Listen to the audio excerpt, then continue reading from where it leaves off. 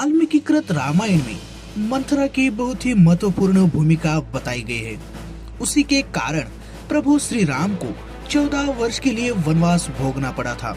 मंथरा और रानी कैकेयी देश की थी। अब वो जानते हैं कि आखिर यह मंथरा कौन थी। कैकेयी नरेश अश्वपति सम्राट की पुत्री कैकेयी राजा दशरथ की तीसरे नंबर की पत्नी थी।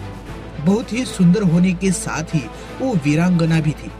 संभवतः इसलिए वह राजा दशरथ को प्रिय थी। कहते हैं कि विवाह के समय में कैकेयी की दासी मंथरा भी उसके साथ आ गई थी। एक कथा के अनुसार कैकेयी देश के राजा अश्वपति का एक भाई था जिसका नाम बृहदश्व था।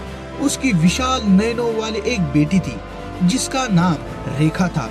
वह बचपन से ही कैकेयी की अच्छी सहेली थी। वह राजकन्या थी और बुद्धिमती थी, परंतु बाल्यावस्था में उसे एक बीमारी हुई। उस बीमारी में उसका पूरा शरीर पसीने से तरबतर हो जाता था, जिसके कारण उसे बड़ी जोर से प्यास लगती थी।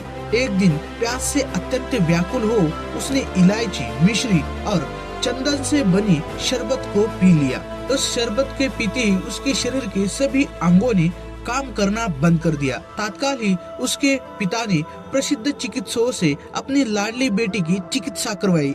चिकित्सा से बच तो गई, लेकिन उसकी रीढ़ की हड्डी सदा के लिए टेढ़ी हो गई। इस कारण से उसका नाम मंथरा पड़ गया। उसके इस शारीरिक दुर्गुण के कारण वह आजीवन अविवाहित रही। जब कैकेयी का विवाह हो गया तो वह अपने पिता की अनुमति से कैकेयी की अंगरक्षिका बनकर उसके राजमहल में रहने लगी।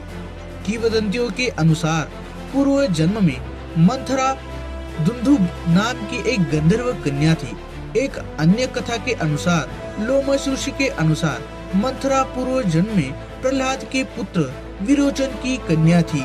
वाल्मीकि रामायण में इंद्र द्वारा भेजी गई अप्सरा मानी गई है, जो भगवान राम को वनवास दिलाने आई थी। महाराज दशरथ ने जब चैत्र मास में अपने ज्येष्ठ पुत्र राम को राज्याभिषेक की बात की तो वे देव प्रेरित कुबड़ी मंथरा ने आकर कैकेयी को वह समाचार सुनाया।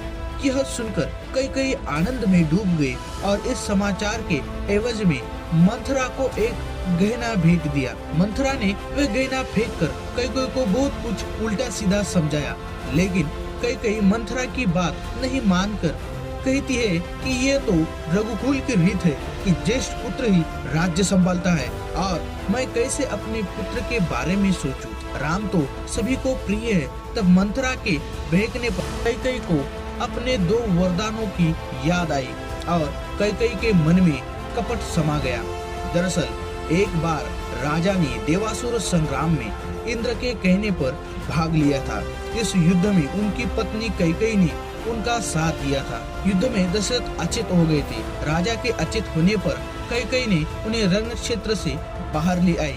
अतः प्रसन्न होकर दशरथ ने 2 वरदान देने का वादा किया था। तब कैकेयी ने कहा था कि वक्त आने पर मांग लूंगी। बाद में मंथरा ने कान भरने पर कैकेयी ने मंथरा के कहने पर कोप भवन में जाकर राजा दशरथ को अपने 2 वरदानों की याद दिलाई। राजा दशरथ ने कहा कि मांग लो वरदान। तब कैकेयी ने अपने वरदान के रूप में राम का वनवास और भरत के लिए राज्य मांग लिया। यह वरदान सुनकर राजा दशरथ भी भीतर से टूट गए थे।